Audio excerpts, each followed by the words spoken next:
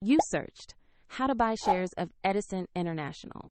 Edison International is an energy company listed on NASDAQ under the ticker EIX, and this video is educational only, not financial advice. To buy shares, you need a broker, and we will use eToro as an example to demonstrate the process.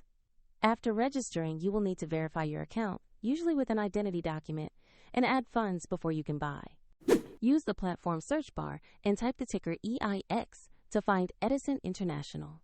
Select the NASDAQ listing that matches to ensure you have the correct stock. On the asset page, check the company summary and view the price chart to see recent trends.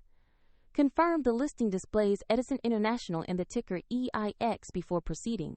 Click Invest or Buy, enter the amount you want to purchase, then carefully review the order details and confirm the trade.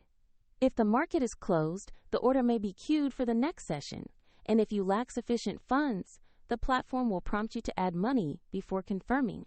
After the order fills, your new position will appear in your portfolio. A link to eToro is in the description if you want to open an account or follow the steps shown.